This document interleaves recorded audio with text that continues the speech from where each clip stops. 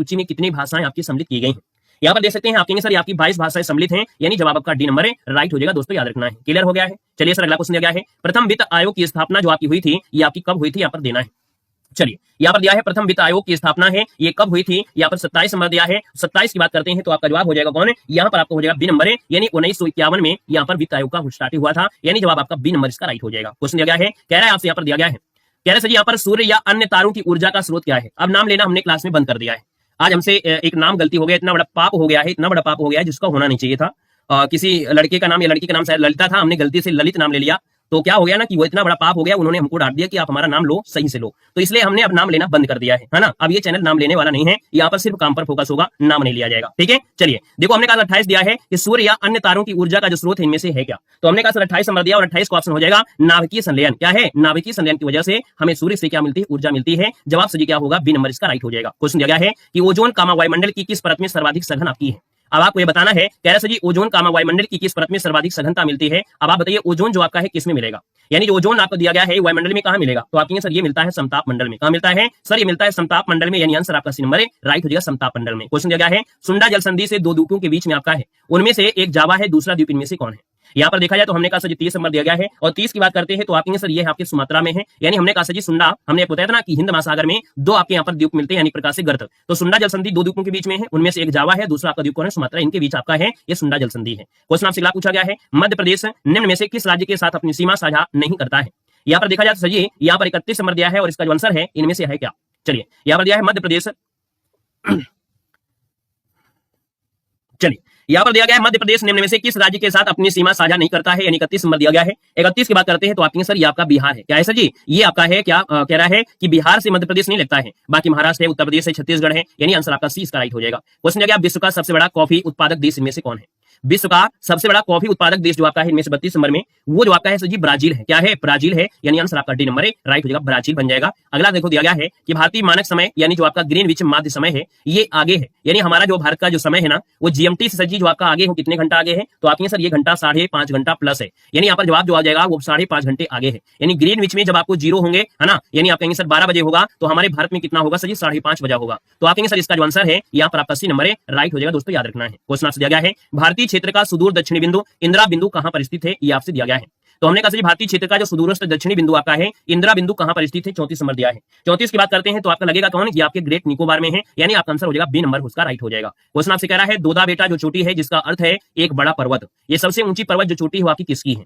यहाँ पर देख सकते हैं आप कहेंगे सर यहाँ पर दिया गया है 35 नंबर में, और 35 को ऑप्शन जाएगा था ये जो दोदा बेटा चोटी है वो नीलगिरी की पहाड़ियों पे आपका है, यानी फर्स्ट नंबर इसका राइट हो जाएगा सर जी, फर्स्ट हो जाएगा। क्वेश्चन आपसे यहाँ पर दिया गया है और कह रहा है निम्नलिखित में से कौन सी झील है जो खारे पानी की झील है, यानी यहाँ पर देखा जाए सर जी खारे पानी की झील इनमें से कौन है, तो आपकी सर ये आपकी पुलकट है, यहाँ पर लोकटक है, यहाँ पर बुला है और आपकी डल है। तो हमने कहा सर जी जो आपकी पुलकट झील आपकी है, इनमें से जो आपकी पुलकट झील आपकी है ये सर खारे पानी की झील है। अब आपको सर जी कैसे, तो हमने आपको बताया था कि सर जी यहाँ पर देखा जाए जो आपकी लोकटक झील है मणिपुर में है, और आपको हमने बताया था कि पूर्वोत्तर भारत की सबसे बड़ी और मीठे पानी की झील है ना, पढ़ाया था ना कि लोकटक झील मणिपुर में है, पूर्वोत्तर भारत की सबसे मीठे पानी की झील तो आपकी लोकटक हो जाएगा। हमने कहा सर जी बुलर झील और डल झील ये तो आपको जम्मू कश्मीर जब मिलती है बर्फ से निकलने वाली होती है, यानी बर्फ वाली आपकी झीलें होंगी, तो बस एक ही ऑप्शन बच रहा है सर जी पुलिकट झील। पुलिकट झील जो आपकी कहां पर है, तो हमने कहा सर जी आपकी तमिलनाडु आंध्र प्रदेश के आपके बॉर्डर में है, यानी समुद्र में आपका है, समुद्र है तो आपका आंसर हो जाएगा, यानी आप देखेंगे सर इसका जो आंसर है यहाँ पर आपका डी हो जाएगा, यानी तुक्का मारा जाता है इस प्रकार से, है ना। क्वेश्चन आपसे दिया गया है निम्न में से कौन सी नदी है पूर्व से पश्चिम की ओर आपकी बहती है, पूर्व से पश्चिम की ओर बहती है, यहाँ पर 37 नंबर दिया गया है, और 37 की बात करते हैं तो आपका जवाब हो जाएगा सर नर्मदा नदी हो जाएगा। क्या हो जाएगा, नर्मदा नदी हो जाएगा। नर्मदा नदी है जो कि आपको बताया गया था कि सर जी ये पूर्व से पश्चिम को आती है ना, अमरकंटक की पहाड़ी से निकलती है और आपकी कहां पर अरब सागर में यहाँ पर आती है, तो आपका जवाब सर जी क्या हो जाएगा, सी नंबर इसका राइट हो जाएगा, याद रखना है। क्लियर है। यहाँ पर आगे बढ़ते हैं। क्वेश्चन दिया गया है चंबल नदी निम्न राज्यों में से किस राज्य में प्रवाहित होती है। चलिए यहाँ पर देखा जाए तो क्वेश्चन आपका 38 है, चंबल नदी निम्न राज्यों में से किस राज्य में प्रवाह करती है। हाँ, आपको अगर समझ में नहीं आ रहा है तो कंबल निकालिए और कंबल लेकर सो जाइए, है ना, क्योंकि हम नाम नहीं लेते तो आपके दिमाग में चढ़ता नहीं है ना। तो आप क्या करिए, कंबल निकालिए, और सर्दी का समय तो है ही है, और सर्दी का समय है तो आप निकालिए कंबल और सो जाइए, क्योंकि इतने लोग जुड़े हैं, सबको समझ में आ रहा है, लेकिन आपको समझ में नहीं आया है, और नहीं समझ में आया है तो क्या नहीं आया ये बता सकते हो, लेकिन नहीं आ रहा है समझ में, इसका मतलब है आप कंबल निकालिए, सो जाइए, कल सुबह उठना, फ्रेश होना, नहा लेना कल, ठीक है, कल खिचड़ी है और कल नहा लेना, और तब कल से आपको समझ में आने लगेगा कि हम क्या पढ़ रहे हैं क्या नहीं पढ़ रहे हैं, ठीक है ना। यहाँ पर देखिए हमने कहा सर जी चंबल नदी है निम्न राज्यों में से किस राज्य में प्रवाह करती है, यानी सर 38 नंबर दिया है और 38 का ऑप्शन हो जाएगा सर यहाँ पर क्या है, तो चंबल नदी आपके राजस्थान में जाती है, उत्तर प्रदेश से जाती है, मध्य प्रदेश जाती है। आप कहेंगे सर इसका आंसर तो सभी से है, यानी जवाब सर जी क्या हो जाएगा, यहाँ पर बी नंबर इसका राइट हो जाएगा, सर जी बी नंबर हो जाएगा। अरे सर्दियों के समय पता नहीं कितने दिन से ना आया हो भाई, आपको मालूम है सर्दियों के समय में कोई 1 महीना नहीं आता, कोई 15 दिन कोई रिकॉर्ड बनाता है ना, तो रिकॉर्ड बनाया होगा तो कहाँ समझ में आएगा, चाहे पढ़ लो चाहे रिकॉर्ड बना लो, यहाँ पर आइएगा, क्वेश्चन आपसे अगला पूछा है कि किस मौसम में दोपहर के समय में शुष्क और गर्म हवाएं चलती हैं जिन्हें लू के नाम से जाना जाता है। तो हमने कहा सर जी यहाँ पर 39 नंबर दिया है, 39 को ऑप्शन आपका सर जी गर्मियों के मौसम में, यानी आप कहेंगे सर इसका आंसर हो जाएगा गर्मियों के मौसम में। यहाँ पर देखा जाए उत्तर भारत में लू चलते हैं, यानी जवाब सर जी आपका बी हो जाएगा। क्वेश्चन आपसे अगला पूछा गया है, कह रहा है भारत का प्रमुख गेहूं उत्पादक क्षेत्र निम्नलिखित में से कौन सा है। चलिए साहब बताना है कि भारत का प्रमुख गेहूं उत्पादक क्षेत्र जो आपका है इनमें से आपका है कौन। 40 नंबर दिया गया है। और 40 की बात करते हैं तो आपको मालूम है जो गेहूं आपका दिया है, गेहूं जो आपका है पंजाब, हमने कहा सुंदरवन में तो होगा नहीं सर जी, पूर्वी घाट तो है नहीं, पश्चिमी घाट भी नहीं है, तो आपके सर पंजाब जो हरियाणा का मैदानी भाग है यहाँ पर गेहूं का उत्पादन आपका होता है। हमने कहा उत्तर भारत में आपकी यूपी में भी होता है, लेकिन ऑप्शन को तो देखिए, यानी ऑप्शन को देखेंगे तभी तो आपका आंसर बन पाएगा, यानी जवाब आपका डी हो जाएगा। क्वेश्चन दिया गया है लौह एवं इस्पात उद्योग भारत के इनमें से किस क्षेत्र में आपका सर्वाधिक मौजूद है। यानी क्या 41 की बात करते हैं तो जो लौह और आपका इस्पात उद्योग है ये किस क्षेत्र में मिलता है, यहाँ पर देना है। तो सर याद रखना है 41 का ऑप्शन आपका छोटा नागपुर पठार है। क्या है, छोटा नागपुर का पठार है, यहाँ पर लौह इस्पात मौजूद आपका है, यानी जवाब आपका सी हो जाएगा। ठीक है ना। अब हम तो 51 राउंड जो आपका है वो करवाएंगे, लेकिन अभी तो हम घर थे, हम तो सोच रहे थे कल खिचड़ी है और कल खिचड़ी खा के चले जाएंगे कानपुर। अब आप कह रहे सर जी 16 तारीख को खिचड़ी है, अब हमको फिर कल भी इंतजार करना पड़ेगा, परसों भी इंतजार करेगा। अब यह खिचड़ी खा के अब कानपुर जाएंगे अपने घर से, है ना। तो अब आप लोगों ने बता दिया है, नहीं तो हम तो कल निकलने वाले थे, सुबह सुबह नहा लेते आराम से और चले जाते खिचड़ी खा के, और फिर कानपुर जब जाते किताब ले आते 51 राउंड, इसका फायरिंग करते, है ना। अब यहाँ पर 16 के बाद ही फायरिंग होगी 51 राउंड वाला।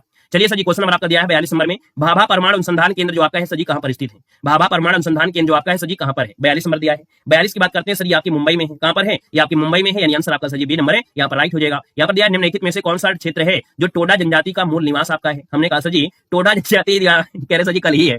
अब ये तो आप लोग बदल गए भाई, आप तो बदलने वाले इंसान हो गए। हम तो सोचे आप लोग बदलोगे नहीं, आप तो बदल गए। पढ़ने की वजह से आप लोग देखिए बदल गए, यानी आप लोगों के अंदर कितनी अच्छी योग्यता है, यानी एक अच्छी बात आप लोगों के अंदर चुकी है कि पढ़ने की वजह से आप लोग कह रहे सर जी कल ही है। हमें अच्छा लगा कि कम से कम पढ़ाई की वजह से आपने बोला है ना, कि आप जल्दी चले जाओगे तो हमको जल्दी पढ़ना मिल जाएगा। बाकी हम क्लास दे ही रहे हैं। चलिए बहुत बहुत धन्यवाद जुड़ने के लिए, ऐसे लोगों का बहुत स्वागत है, बहुत बहुत अभिनंदन है जो यहाँ पर सिर्फ पढ़ने के उद्देश्य से जुड़ते हैं, यानी उनका एक ही लक्ष्य है कि इस चैनल से हमको जुड़कर अच्छे से रिवीजन करना है, अच्छे से प्रैक्टिस करना है और अच्छे से हमको सिलेक्शन लेना है। ऐसे लोगों का बहुत बहुत स्वागत है।